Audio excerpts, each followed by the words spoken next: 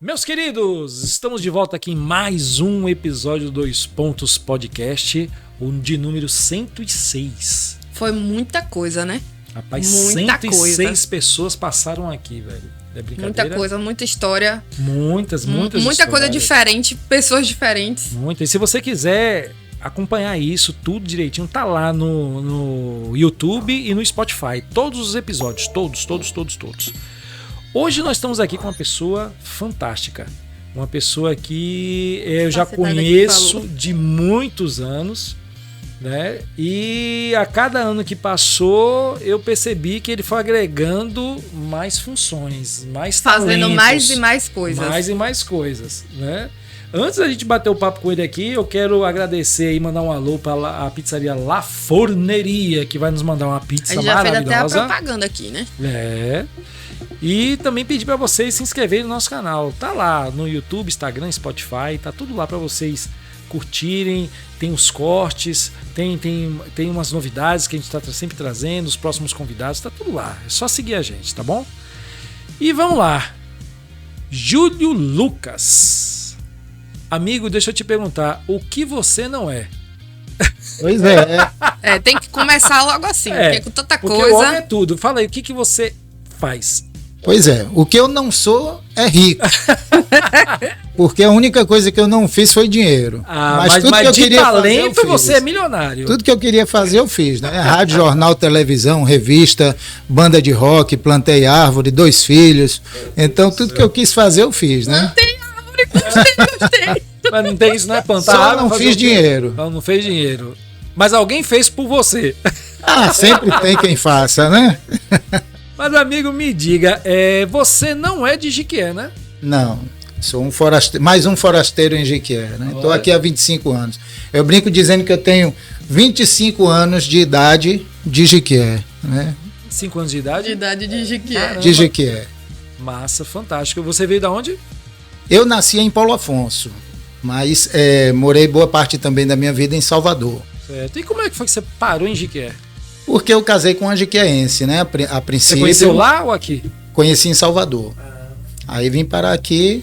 Hoje estou casado com outra jequiéense, né? Eu gosto de mulheres valentes, né? Sou da terra de Maria Bonita, vim parar na terra de Anésia Cauaçu. E tá vendo? Não sei quem seria mais Ele brava gosta aí. de mulheres perigosas. Isso. O Alan tá aqui dizendo, nossa, se lascou 2 vezes aqui. Pois é, nada fácil. Sim, mas e aí, você já trazia na veia qual talento? Quando você tinha quantos anos naquela época, quando você conheceu a primeira jequiense e veio pra cá? Eu tava com 18 anos, então comecei a frequentar a Jequié. Você já sabia fazer o quê? O que você já tinha na Eu já tinha minha bandinha de rock, né? Por lá, né?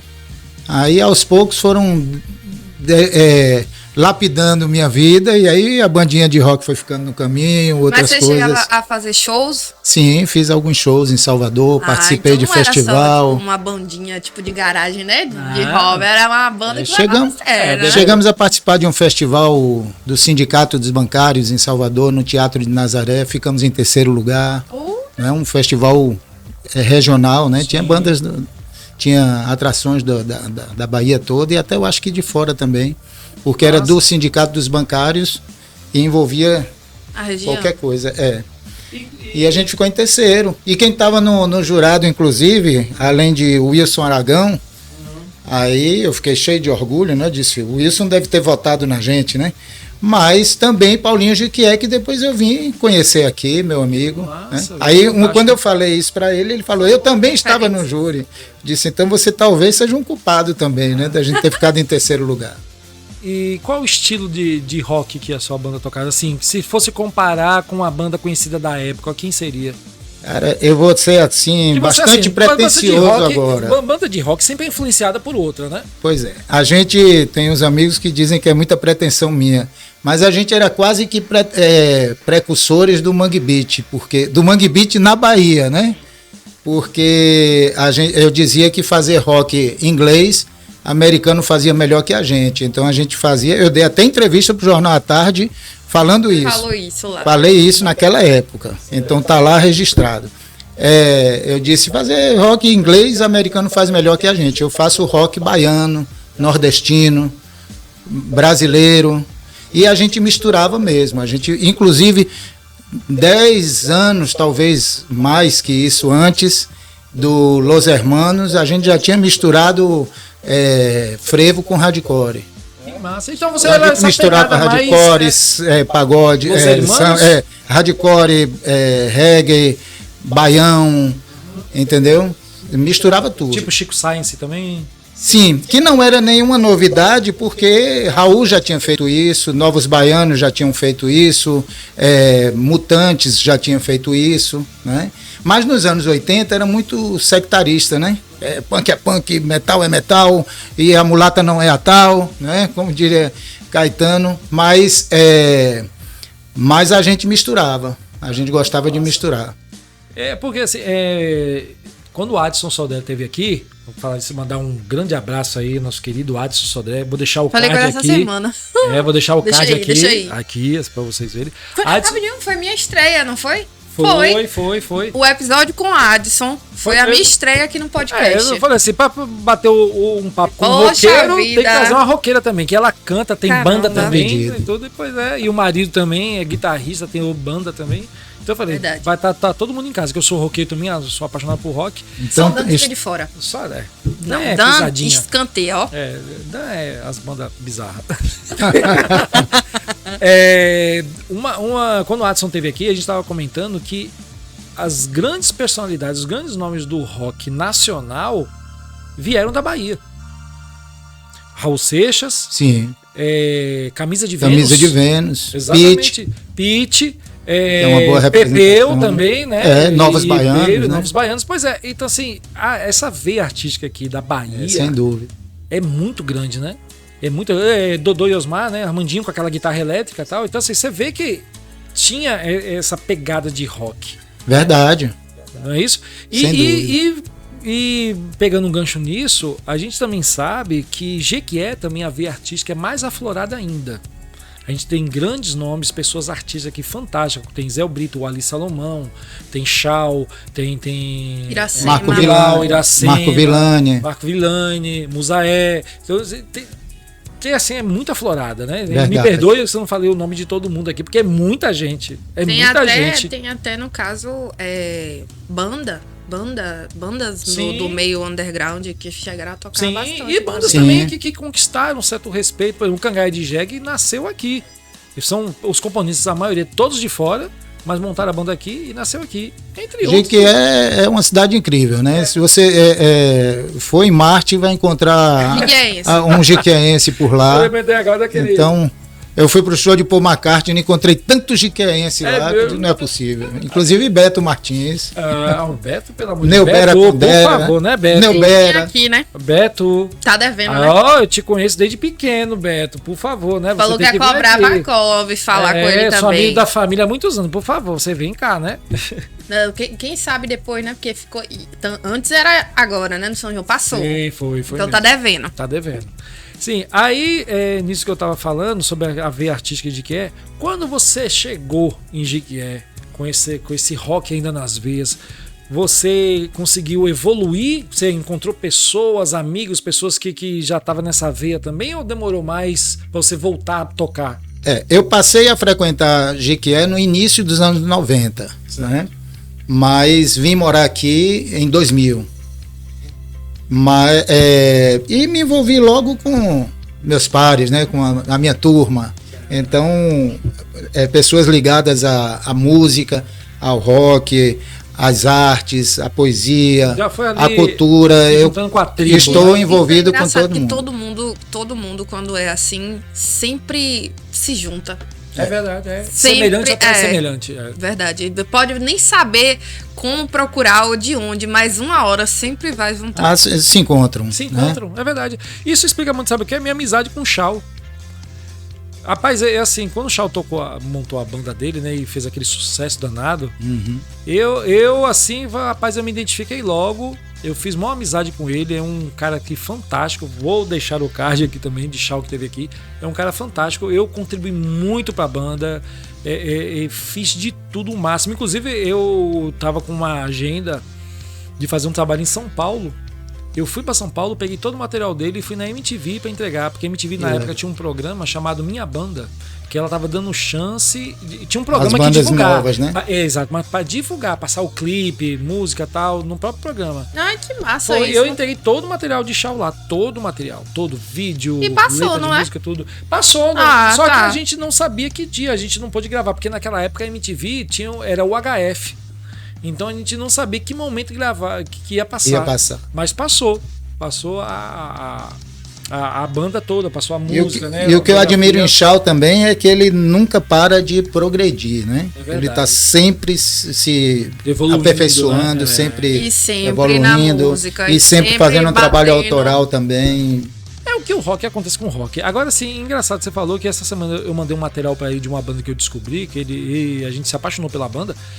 E ele falou assim, fez um comentário, achei até engraçado o comentário dele, finalmente algo de bom nos tempos atuais. Você tem essa visão de que não tá tendo banda de rock boa como antigamente? Bom, isso é fato. Não tem nem como dizer que é mito, porque é fato. Primeiro, existe uma pulverização, né? As pessoas hoje não existem nichos de mercado. E os nichos que existem são cada vez mais medíocres mesmo. Eu acho que os produtores, as empresas e a própria internet, não sei, o tal do algoritmo, né? Eu acho que eles procuram um caminho muito, muito simplista, muito fácil, mas tem muita coisa boa também acontecendo, só que não aparece. Não chega, né? No caso, no mainstream. Se a gente quiser encontrar, a gente encontra coisas extraordinárias acontecendo no mundo inteiro. No Brasil, no Nordeste, bandas boas, de vanguarda. Eu esperava que com o advento da internet, não o advento, na verdade, mas a popularização, que o advento já é antigo, mas com a popularização da internet, eu esperava que esses nichos fossem se encontrar mais facilmente, que o algoritmo ia ser mais democrático, mas não é. Infelizmente não é. Eles quando querem, eles só encontram o que é do interesse de uma minoria, né? E acaba emburrecendo a grande maioria, infelizmente. Mas tem tudo aí pra gente ver. Naquela época que você estava em Salvador, quais eram as suas bandas prediletas e qual é a sua banda hoje predileta? Quando eu fazia meu programa de rock, eu dizia: minha mãe que não me ouça, mas Camisa de Vênus foi minha escola. Minha escola foi Camisa de Vênus.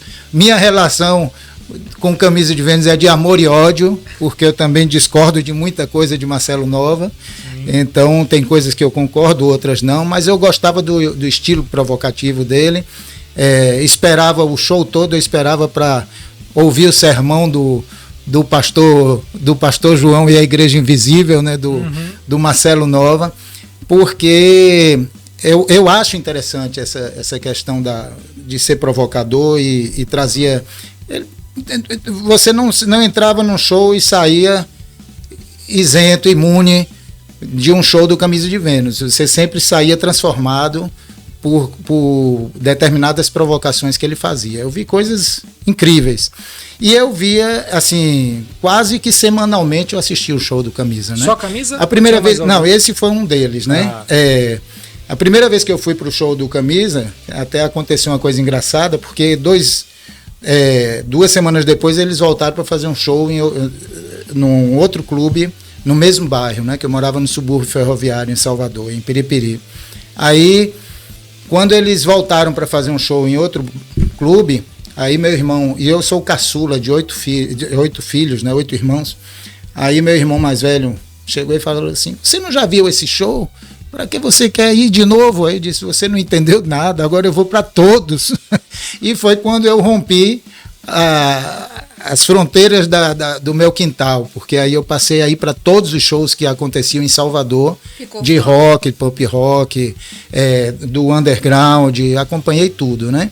Então eu via Camisa, Raul eu vi 3 vezes, Legião Urbana eu vi 2, a galera toda, né? O que você imaginar de show de pop rock, então, underground, Inocentes, Garotos Podres também, eu não perdia nada. Então sua banda predileta naquela época era o quê? Camisa, Legião? Camisa, Ira, Ira, Legião.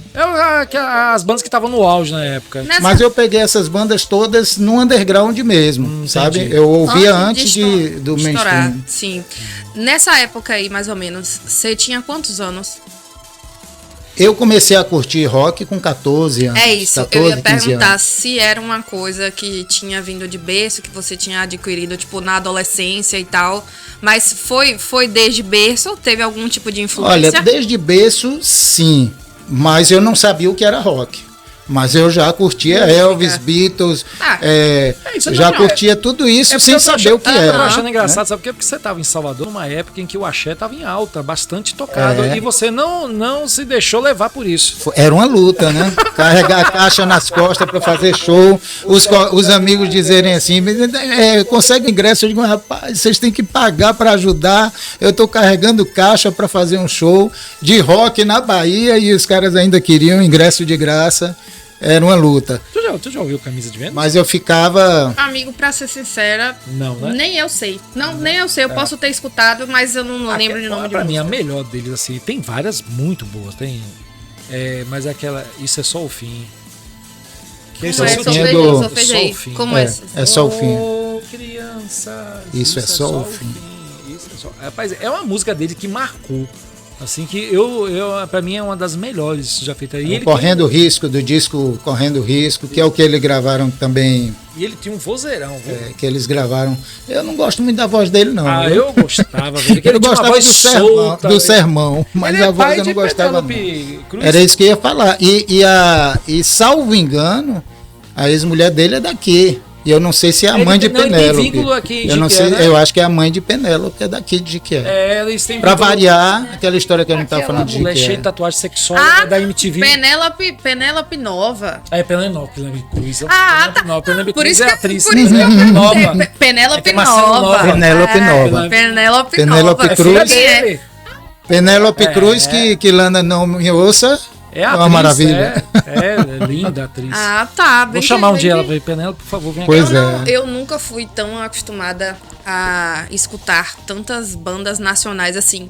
Mas, inclusive, nas últimas semanas eu tenho um pedido lá no Spotify, né, pra tocar rock anos 80, por exemplo. Aí tô escutando bastante. Eu lembro de ter conhecido algumas músicas por conta de Chau, que tocava, né, o repertório e tal, em barzinhos e tal. E realmente são músicas que são muito boas. E, por exemplo, o pessoal da minha geração, no caso, que não cheguei nos 30 ainda, muitas vezes não reconhece por não dar valor a esse tipo de cultura. Sim. E isso daí é uma coisa meio que preocupante, né? Principalmente agora, que tá pior ainda, essa questão da música. Falando em Penélope, eu lembrei Verdade. que tem uma banda baiana chamada Penélope. Não sei Sim. se é de Érica Martins. Sim. Que nasceu em Irecê. Que banda fantástica. Banda de rock nacional. Uma boa banda dos anos 90 também. Isso, fantástica. Muito gostosa de ouvir. Inclusive, a Érica fez tanto sucesso lá, mais do que aqui, né? Tipo, Pitty também. Pitty fez Acho que mais é sucesso no Penélope Charmosa. Penélope. Era só Penélope. É Penélope mesmo. E fez tanto sucesso que ela participa do CD dos Raimundos. A Érica Martins. Muito boa, viu? Muito A cena boa. noventista também é interessante de Salvador, né? Teve uma evolução, né? Tem o Cascadura, tem Pitty, tem o pessoal do Rockabilly, né? O Retrofoguetes. Retrofoguetes, eu conheci por conta de um Dead amigo. Billies. Tem uma galera boa dos anos 90. Retrofoguetes já veio aqui na Toca algumas vezes. É? Uhum. Pô, que Já massa. fizeram show aqui na Toca. Algumas vezes com aquele macacão amarelo. E Boa hoje, banda. qual é a sua banda hoje? Das atuais. Eu sei que você deve ainda gostar de muita banda antiga, mas digo das atuais. Você achou alguma coisa boa Coisa nessa atual, bagunça? raramente eu não consigo encontrar Punho, muita punho, coisa punho, atual, punho. não. Eu tô sempre atento, assim, As a novidades. cena do Nordeste mesmo, do rock nordestino, É do algo que você pessoal vai atrás mesmo do pra pessoal do Mangue saber, né? Beat, mas isso já tá, né, um pouco até superado, mas tem bandas, porque Nação Zumbi, por exemplo, um amigo meu chegou e falou assim: Júlio, você estava órfão do Nação Zumbi desde que Chico Science morreu, mas você precisa ouvir o disco novo. Então, de lá para cá, eu acompanhei o Nação Zumbi, continua extraordinário, sem Chico Science. Atômico. Eu lembrei Sem Chico Science. É fantástico. E a banda continua interessantíssima, sabe? E passeando por lugares diferentes, assim, não só aquela coisa do maracatu, mas passeando por várias sonoridades. Eles fizeram uma parceria boa com Cássia Eller. Sim, e aquele show que teve aqui que foi maravilhoso, né? Maravilhoso. Depois que ela morreu, todo mundo dizia, eu quase ia naquele show, eu digo, mas pra eu quem fui. Pra quem não sabe, né, Cássia Eller fez o penúltimo show aqui em Jequié. Isso. Poucos dias, uma semana, duas. Antes de desviver. Antes de desencarnar. 2 semanas depois, ela faleceu, foi um choque.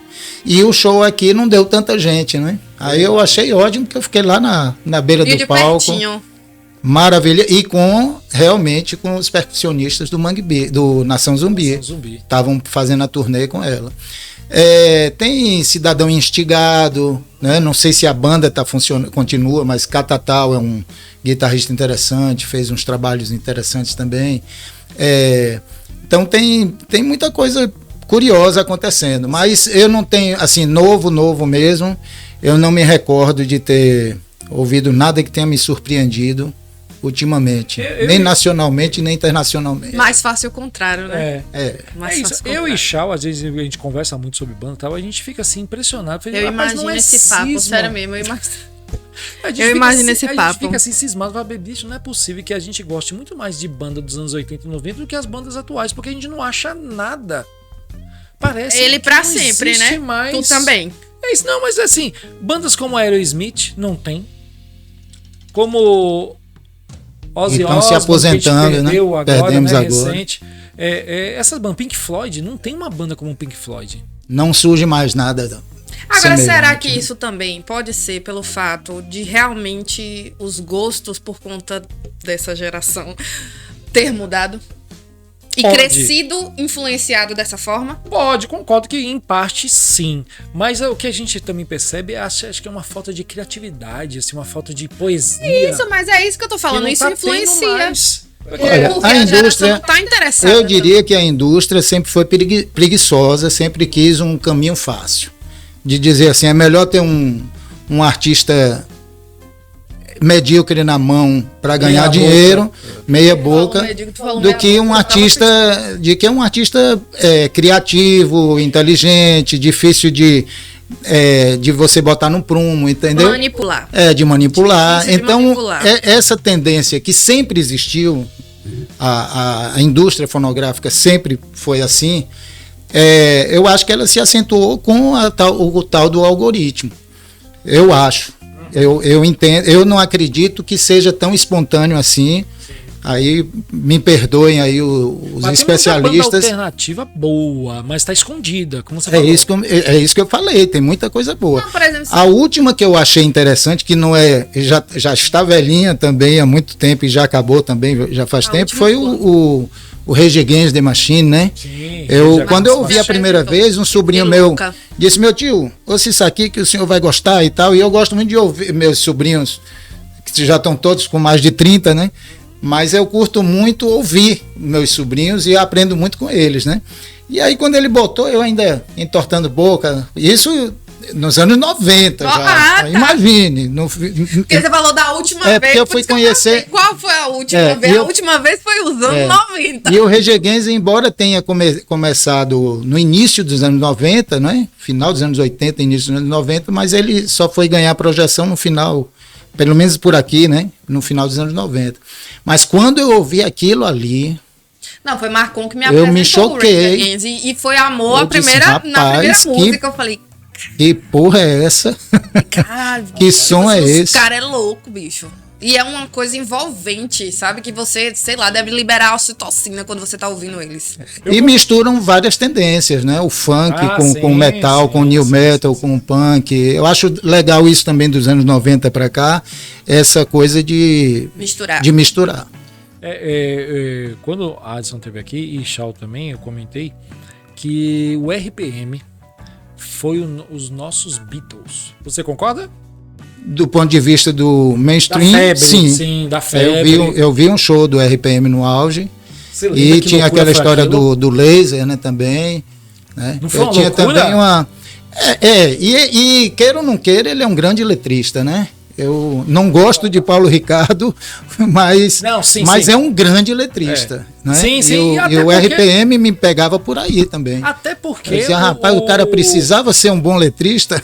É isso, mas até porque. Boa pinta, a banda tinha tudo na Sim, mão, estourou, explodiu, Eram e os caras talentosos, eram. talentosos. O Paulo Pagni, E o Fernando Chiavon, né? Deluc, o Schiavon e o Paulo Ricardo, eles tinham seus talentos isolados que quando se juntavam, realmente foi uma fórmula explosiva. Paulo Ricardo eu fiquei chateado, porque teve uma época que, quando eles separaram, aí ele quis fazer carreira solo, aí perguntaram a ele, eu não esqueço nunca, numa entrevista que ele deu, acho que até pro Sem Censura, para a Leda Nagli, que é outra também que eu fiquei chateado, com as besteiras que ela andou Tu fazendo. bloqueou ela no WhatsApp? Tá tudo cancelado. Tá tudo cancelado.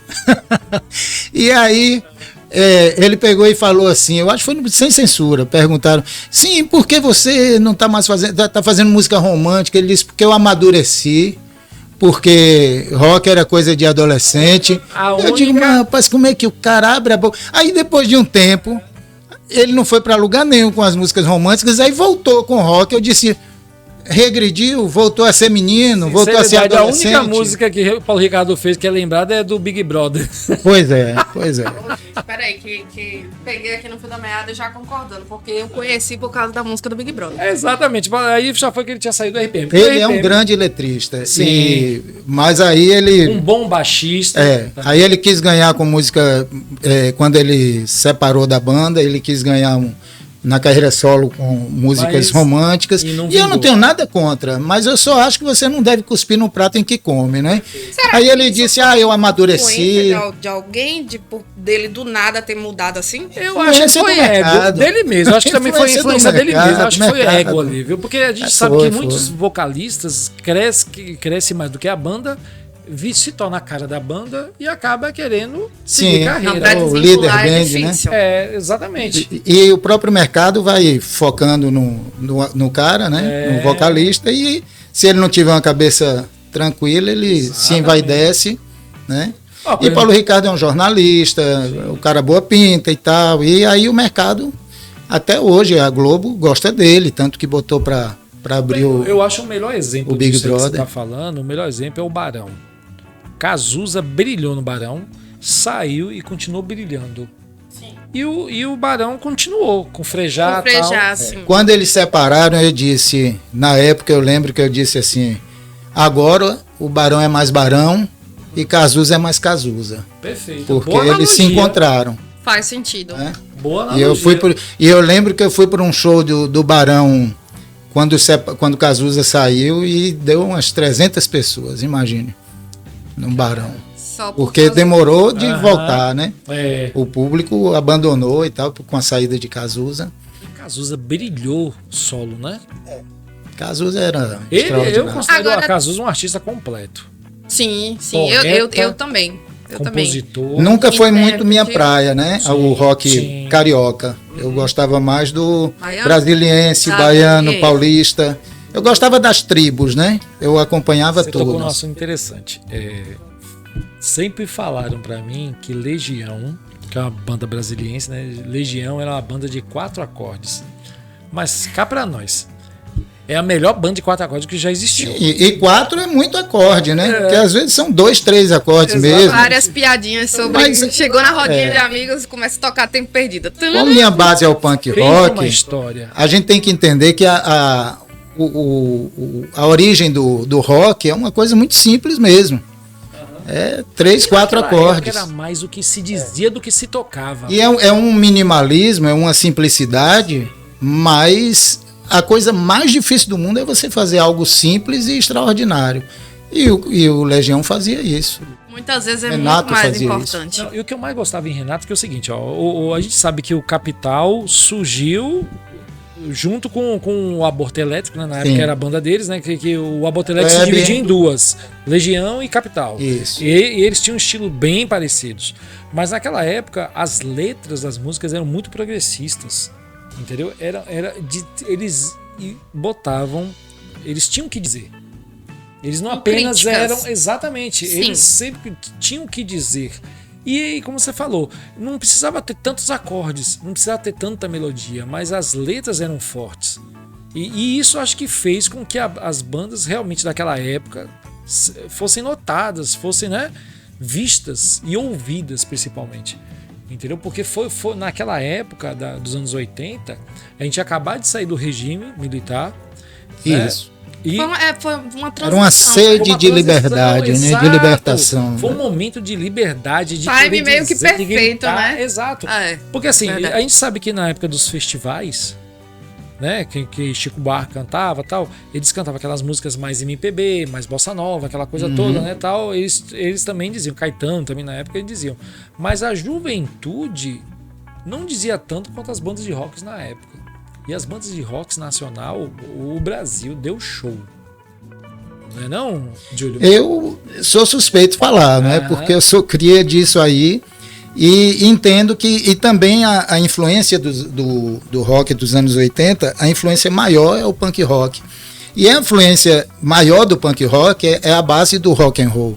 É como se fosse assim... Teve um período que o rock ganhou uma projeção extraordinária, mas esqueceu o chão. Foi quando fez o rock progressivo, que eu gosto, curto muito, o metal, curto também, mas foi ganhando uma amplitude de espetáculos, de shows, de espetáculos megalomaníacos, e o punk, quando chegou nos anos 70, ele queria trazer essa coisa da base do rock de volta, que era a simplicidade. O rock por si só, 2, 3 acordes. Então, quando fala que Legião é de 4 acordes, tem até muito, porque 2, 3 acordes se faz um bom rock and roll, entendeu? Ele não só dizia também o que queria cuspir, né, vamos dizer assim, para fora, como também ele tinha a parte dos instrumentais do Legião que eram lindos. Ele não dizia nada. E era simples, né? Era simples. Era simples. Os A gente tem que entender dele... que não eram grandes instrumentistas, sim, mas eram bons compositores, né? Bons. Faziam coisas simples.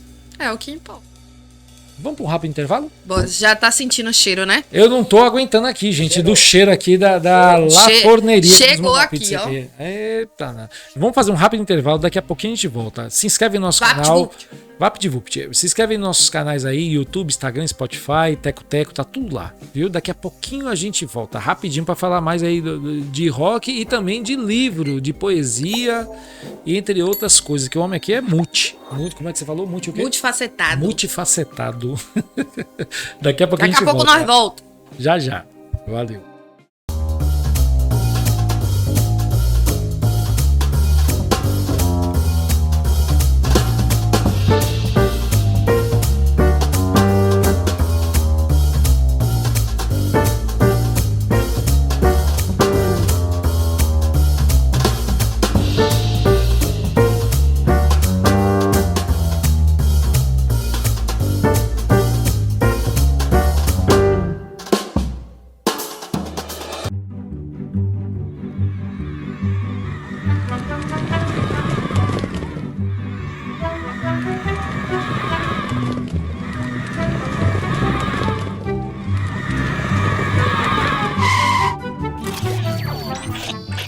Dois Pontos Podcast. Mais do novo, menos do mesmo. Toda sexta, às 19 horas, em nosso canal do YouTube. Então, já estamos de volta. Todo mundo aqui de barriga cheia. Pizza aprovada? Maravilhosa.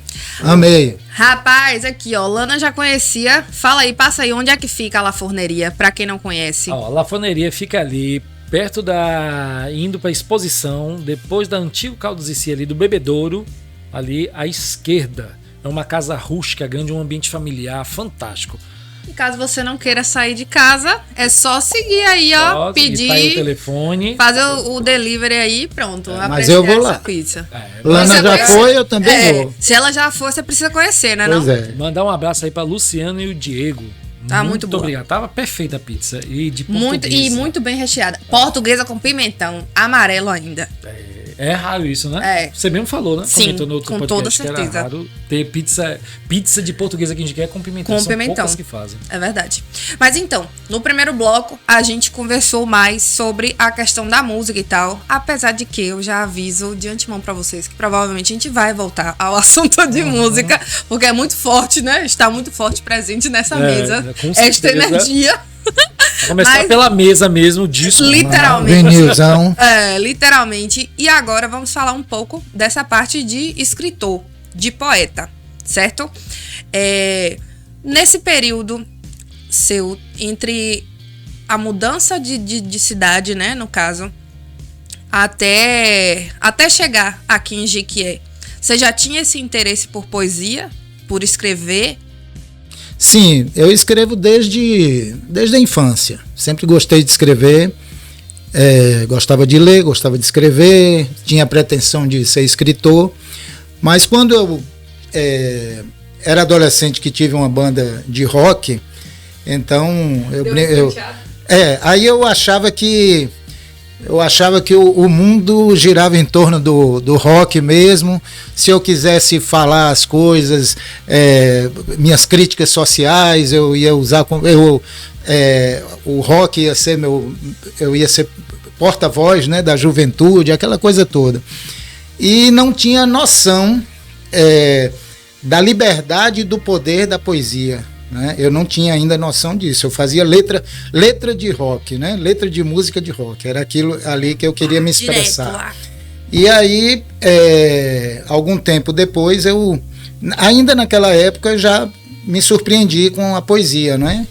Mas depois, aí depois que a banda acabou, aí eu estava até brincando aqui, dizendo que Marcon é o baixista, né? Aquela história de guitarrista, né? Aí a gente estava brincando aqui, dizendo que o baixista geralmente diz que é o guitarrista frustrado.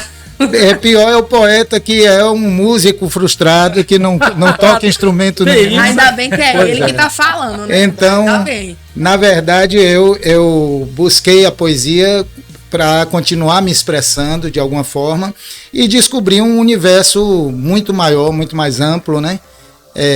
Muito mais libertário do que eu imaginava, através disso. E quando eu vim morar em Jequié, a coisa foi ficando um pouco mais séria, porque eu conheci José Inácio Vieira de Mello, um poeta consagrado, conhecido no Brasil inteiro, e ele me provocou, ele reclamava comigo e perguntava por que eu ainda não tinha...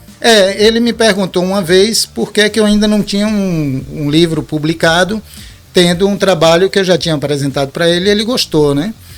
E aí ele me convidou para a Bienal do Livro, em Salvador, e eu era o único que estava lá e não tinha um livro publicado.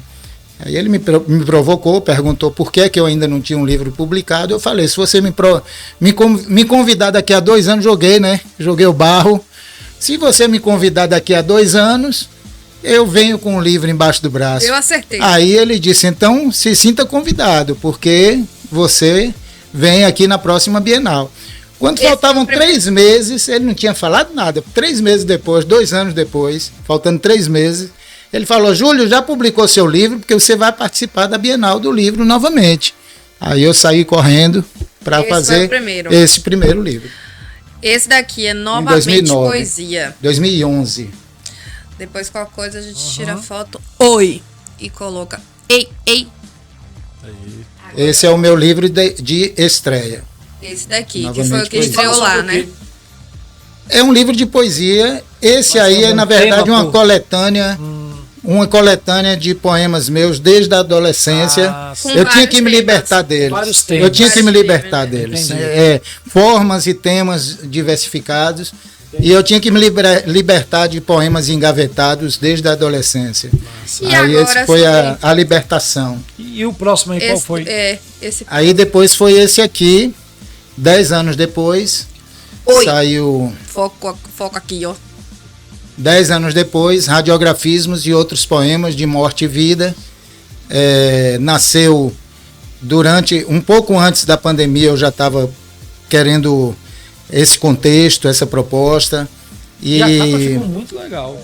Eu gostei. Você que fez? Fui eu que fiz. Eu não sou um Sérgio Costa, mas me aventuro nas capas de livros. Explica pra gente que você tinha até falado da... Como é o nome, meu Deus? Da brincadeira com o nome. Sim, radiografismos é um neologismo em cima de radiografia e de grafismos, né? Porque eu desengavetei também não só alguns poemas, mas a maioria era inédito mesmo, estava nascendo. Eu queria falar sobre a morte e sobre a vida, mas principalmente sobre a morte. Aí veio a pandemia. Primeiro... Time meio que perfeito, pois é, primeiro, né? Quando a pandemia chegou, eu fiquei quase 2 anos sem conseguir produzir nada. Mas depois eu retomei, eu digo, não, se a proposta era falar sobre a morte, por que eu não vou escrever na pandemia, né? A pandemia veio mostrando o que era isso, né? Então, radiografismos, eu desengavetei também alguns rabiscos meus, alguns grafismos, alguns rabiscos meus. Um negócio bem interessante. Da gaveta e as cores. E também aí toda a ilustração, a concepção visual, toda minha, né? A capa. Ficou muito bom. E a edição é da Nocego, né? Meu amigo Calixto. Aqui aqui é porque eu fiz várias capas de livros. Esse aqui não é meu, esse aqui é de... Também faltou falar, ó. Aqui é minha amiga Márcia Rúbia. É porque eu tinha inveja dessa capa aqui, ó. Eu dizia, como é que eu fiz uma capa tão bonita? Como é que eu fiz uma capa tão bonita de um livro e não consegui fazer no meu, que foi esse primeiro aqui. Eu não gostava muito porque foi uma capa meio corrida, né? E aí eu fiz essa aí para Márcia Rúbia, minha amiga, poeta também, colega da Academia de Letras, e fui muito feliz nessa capa. Não sou um Sérgio Costa, mas eu também sou um capista. Isso ficou ótimo. E fiz algumas para Dermival Rios também, para muita gente.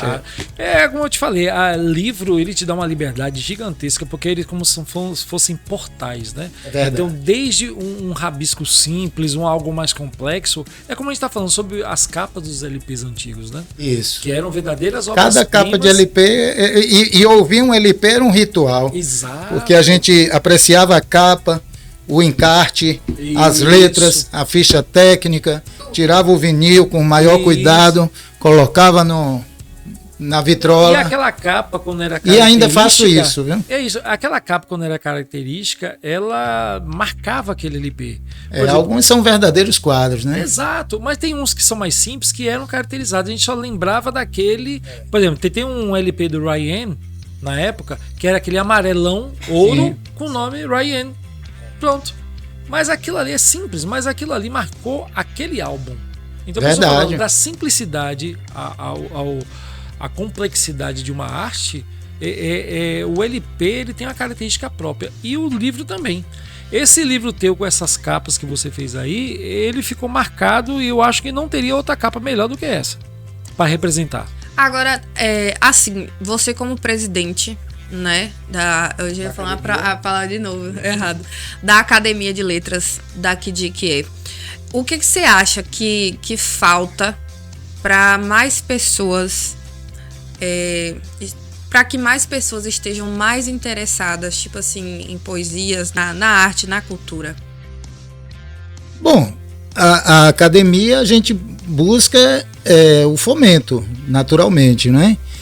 Mas... Eu digo isso no caso na cidade de Iquié, obviamente. Certo.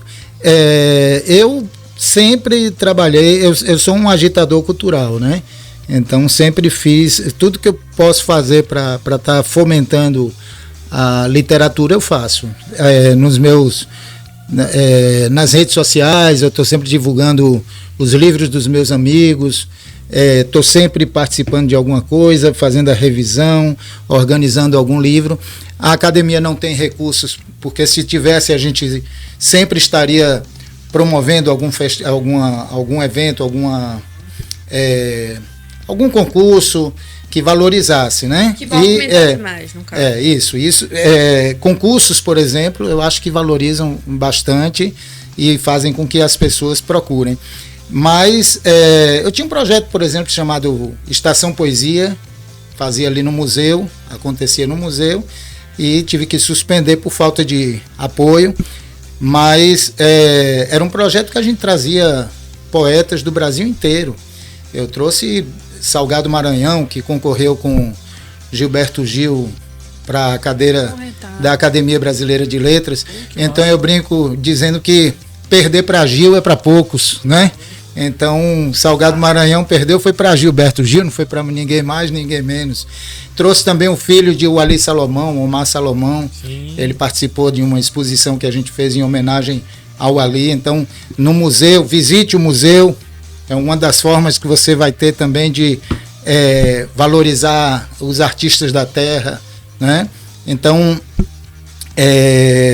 fiz uma exposição que teve só naquela ocasião, naquele primeiro mês, foram mais de 10 mil visitas, envolvendo estudantes da região toda, para conhecer aquela exposição.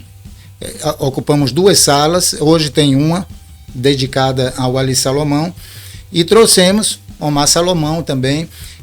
Se chamava Estação Poesia, um projeto extraordinário. Trouxe poetas do Pará, do Amapá. Tiago Amude, que foi diretor musical de um dos discos de Caetano Veloso, dos mais recentes, eu acho que é aquele do Coco, né? Que Caetano Veloso fez um disco falando sobre Coco, né? E eu acho que é esse, que Tiago Amude é o diretor musical. E Caetano enaltece ele como a nova MPB, o novo gênio da MPB. Esse cara teve ali no museu, fazendo um sonzinho, voz e violão, entendeu? Ali naquela sala. Tivemos muita gente, Eliakim Rufino, do Amazonas, que já tem parceria com Daniela Mercury. Então, muitos artistas vieram, muitos poetas. Então, o que a gente puder fazer para fomentar. E os mais jovens, eu estou sempre, como eu trabalho no museu, então eu mato, me perdoem o politicamente correto, mas eu mato 2 coelhos com a cajadada. Eu sou servidor público, estou ali atendendo ao público. Mais prático. Mas também sou salvaguardador do acervo da Academia de Letras, e estou sempre falando aos jovens lá a importância da cultura, da arte, das cores locais, da valorização do que eu digo sempre. Hoje mesmo a gente recebeu, hoje não, semana passada, recebemos no museu a visita do pessoal de Dário Meira, de uma escola pública. E eu estava dizendo o seguinte: se você for para qualquer parte do planeta, rodoviária, aeroporto, shopping center, McDonald's, é tudo igual. O que muda é a culinária local, são as cores locais, são os artistas do lugar. Então, política vai, política vem, mas se você chegar no Rio de Janeiro e falar que é de Jiquié, talvez muita gente não saiba onde é Jiquié. Mas se disser sou da terra de Wally Salomão, aí você vai ser recebido de outra forma. Da outra guinada. Sempre me abriram portas, viu? Eu no Festival de Inverno de Conquista, eu fiz várias transmissões na época do programa Tribos do Rock. Fiz 3 anos a transmissão lá do Festival de Inverno em Conquista. E quando eu dizia, manda um alô aí para Jequié, eu sou de Jequié, a terra de Wally Salomão. Quando eu falei isso pro pessoal do Rapa, imagine. Caramba. Quando eu falei isso pro Pato Fu, para Zé Cabaleiro, a terra de Wally aqui perto, Então, o Rapa mandou um alô pro pessoal de Jiquié em Conquista. A gente roubou a cena. A gente roubou a cena. O Jiquié recebeu um abraço do Rapa, porque disse: olha, estamos aqui perto da terra de nosso querido Wally Salomão. Um abraço para quem é de Jiquié e tal. Foi porque eu falei lá nos bastidores que eu era da terra de Wally Salomão. Muita gente não sabe, mas o Wally, ele foi produtor também do Barão, de Cássia Eller. E sim, o último foi do Rapa. Isso, ele era produtor musical, era poeta, compositor, letrista, né?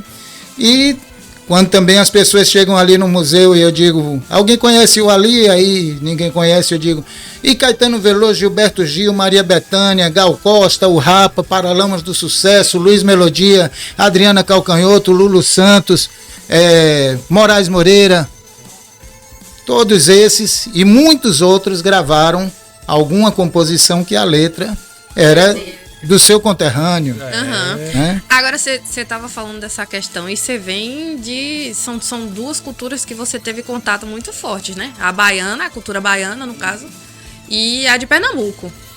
Verdade. Aí, nesse caso, como foi como é que essa mistura dessas culturas tão fortes aparece na sua escrita, na sua poesia, influencia de qual forma?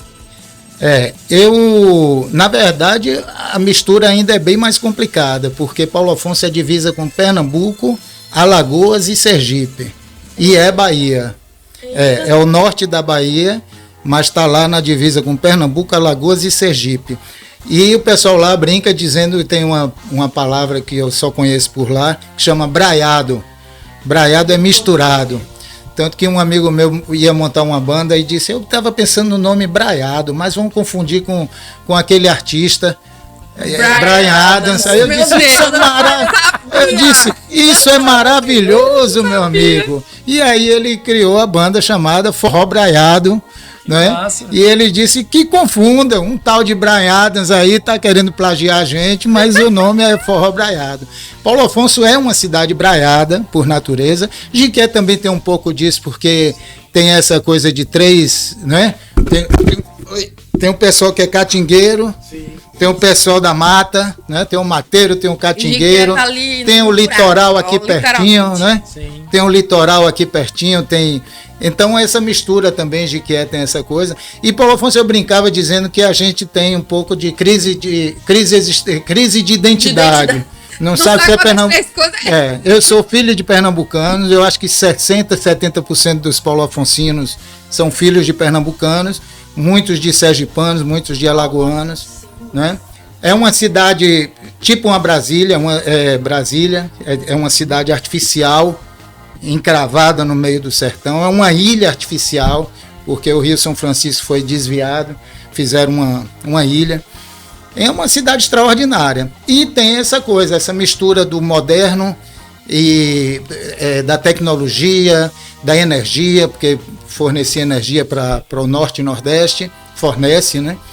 E então eu nasci nesse local, mas também era uma cidade muito institucionalizada.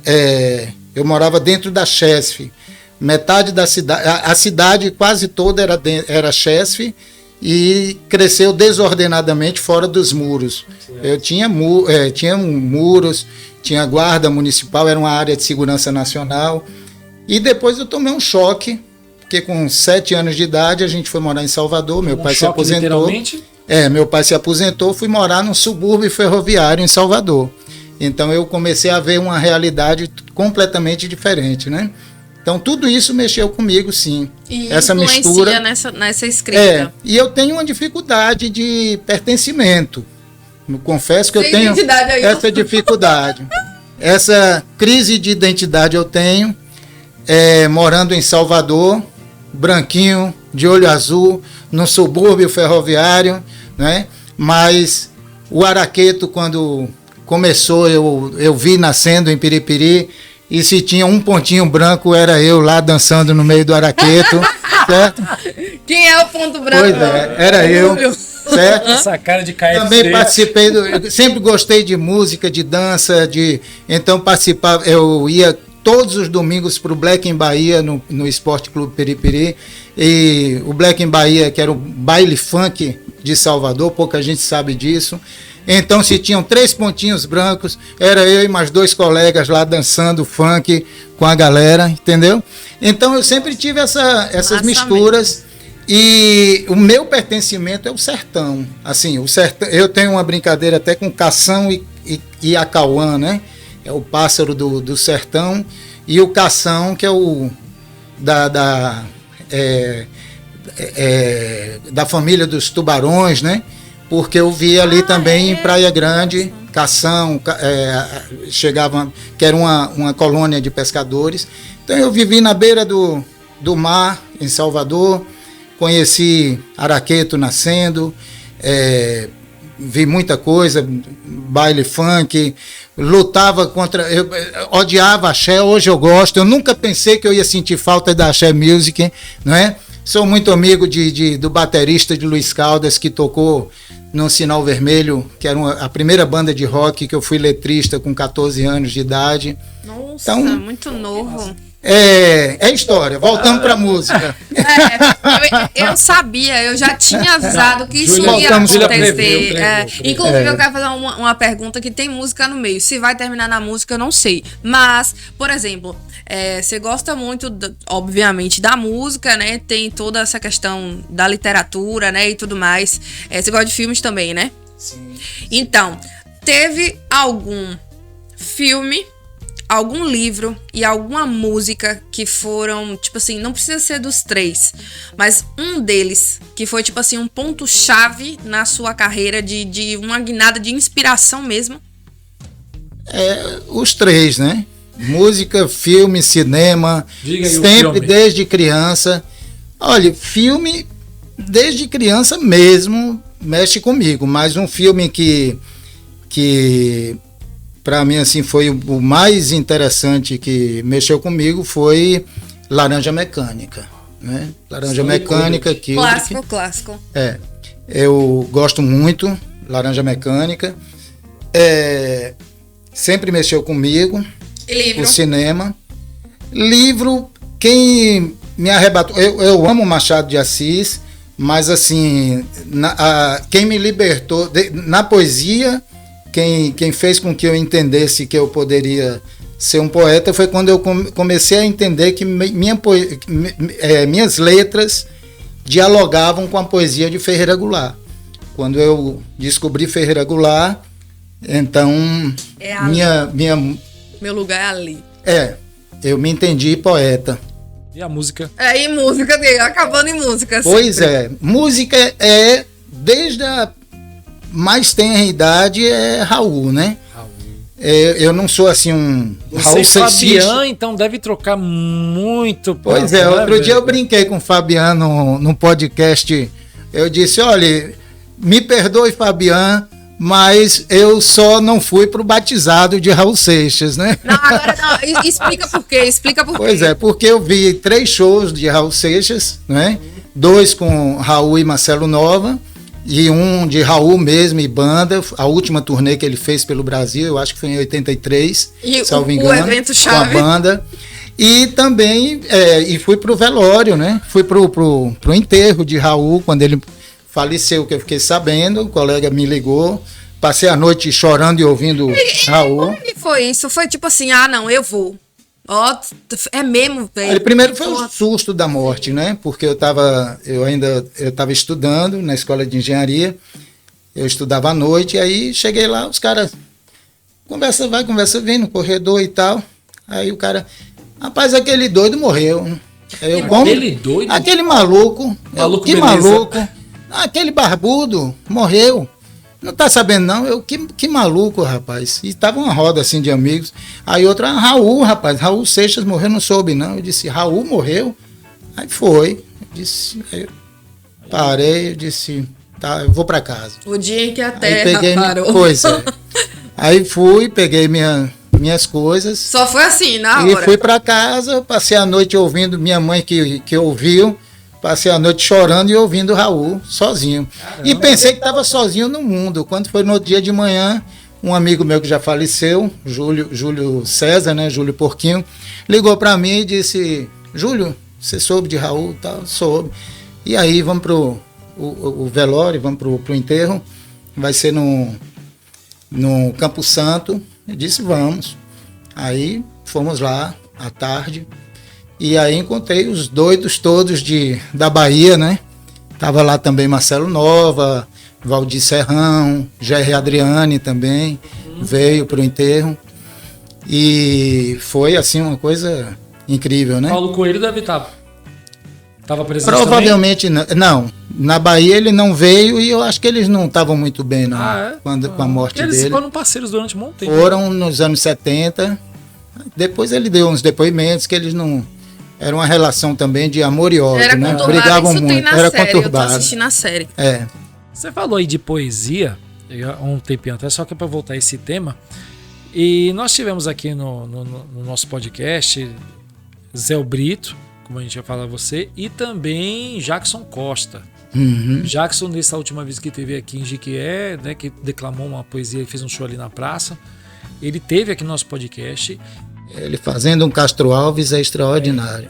Não, e foi fantástico. E agora eles estão com o show, os dois estão com Los Catedráticos. Eles começaram, inclusive, a primeira versão do Los Catedráticos.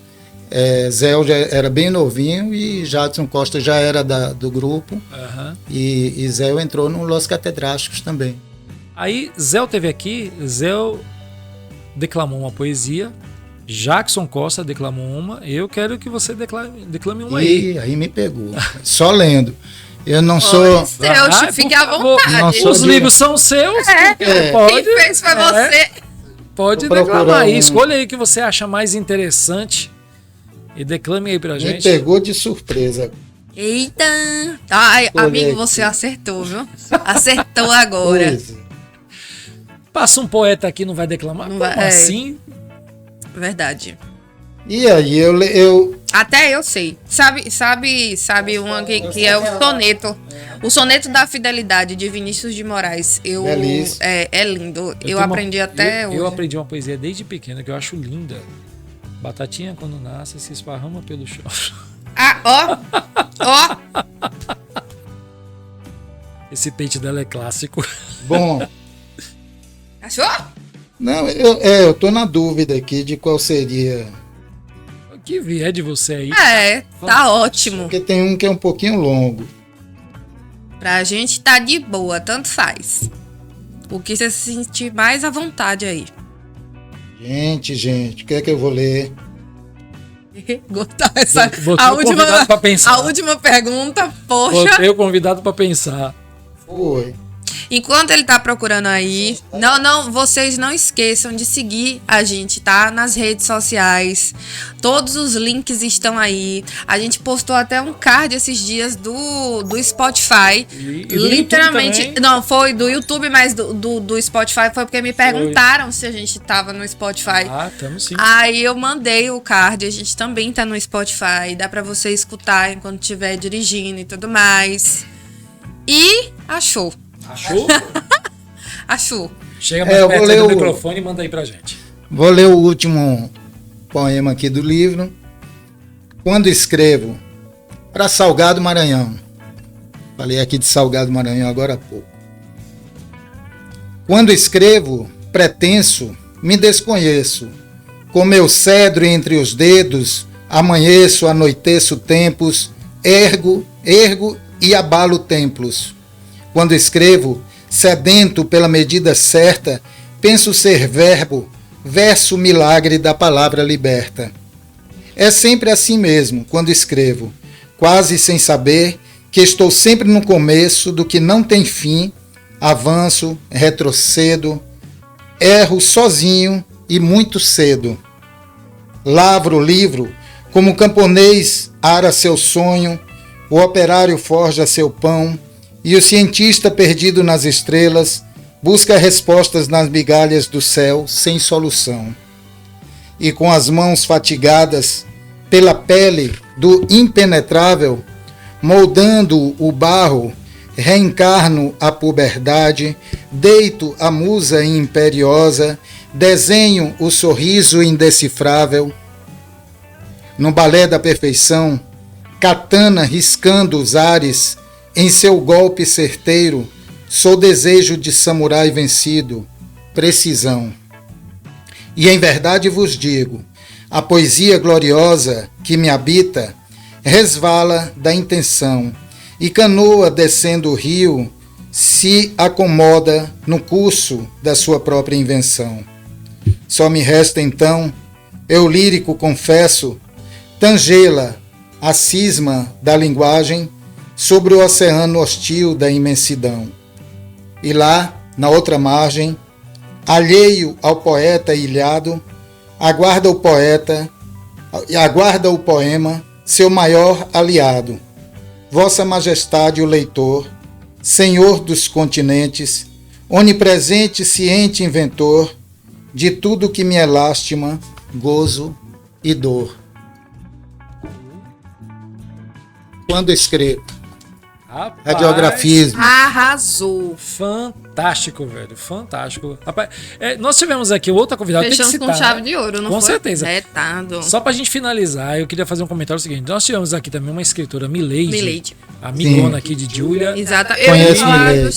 Fantástica. E ela falou uma coisa que eu achei interessante, que a gente até fez um corte. Ela falou que para escrever sobre o amor, ela não precisa estar apaixonada. Quando você escreve essas poesias, você transmite o seu sentimento que você está naquele momento ou simplesmente vem uma experiência momentânea e você vai, solta? É uma boa pergunta. A poesia ela é inspiração e não existe um roteiro muito certo para fazer, né? E a poesia, como eu falei também, ela é algo libertário. Então eu posso me diluir aqui em vários eus líricos. Então eu posso estar aqui, posso ser um apaixonado, como posso ser um observador de um apaixonado, né? Eu posso estar lá, como posso estar à distância, né? A poesia nos dá a liberdade de falar de vários pontos de vista Eu sei. ao mesmo tempo ou não. É fácil mudar de estação. A poesia é o poder da síntese e é a capacidade de você trabalhar com a linguagem e inventar a linguagem, Brincar, né? brincar com a linguagem de várias formas. Então, realmente não precisa necessariamente estar apaixonado. Mas quando a gente está, como diria Tim Maia, falando de Nelson, do sobrinho Ed Mota, Ed Mota. ele disse, quando perguntaram o que é que você acha de Ed Mota e tal, aí ele tá precisando tomar uns cornos, sofrer um pouquinho para fazer uma música bonita. Mas ele fez isso, tu sabe, né? Pois é. Se ele pegou a namorada de Ed Mota. Pois Tim é, Maia. não sabia disso? dessa história, não. Mas Não, eu e por isso que imagino Ed que Mota não fala com ele. pelo sem noção que não ele sabia dessa. era. A menina Ele namorava com Ed contou. Mota, falou que o tio dele, deve ter comentado que o tio dele era quem?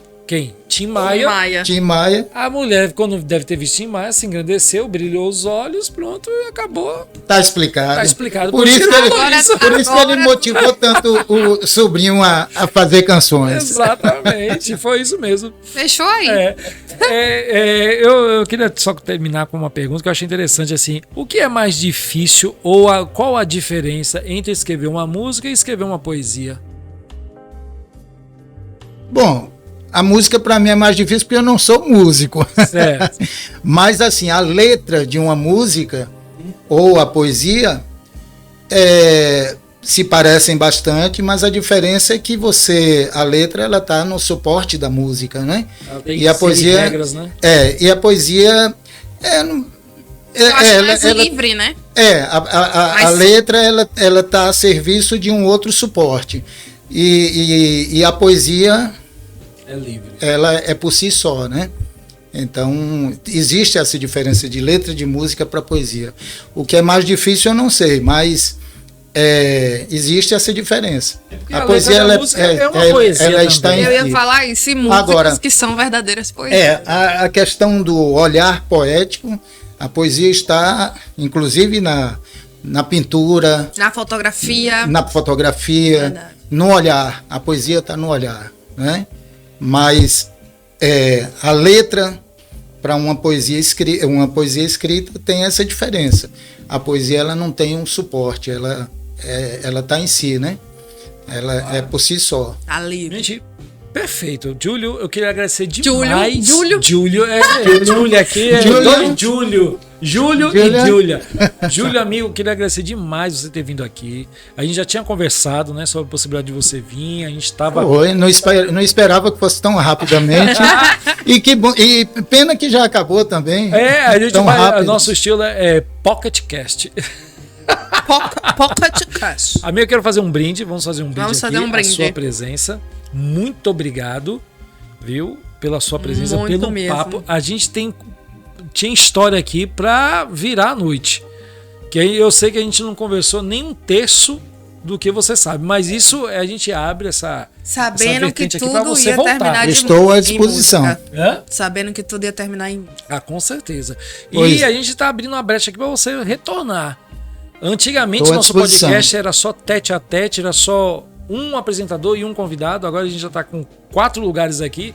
Então a gente já vai começar a mexer os pauzinhos aí, que num próximo convidado que tenha um assunto relevante, eu vou lhe chamar também para você compor a mesa. Pronto, eu agradeço. E Estou à querendo disposição. chamar uma pessoa que eu comentei com você nos Estou à disposição. bastidores, um amigo nosso de muitos anos, radialista, que entende demais de Beatles, né? Eu tô querendo chamar aqui... Música. Se você conseguir, esteja convidado, viu? Vamos Pronto. deixar aí o mistério, né? Vamos meu deixar um amigo, mistério. Vai ficar no gente mistério. boa. Gente boa.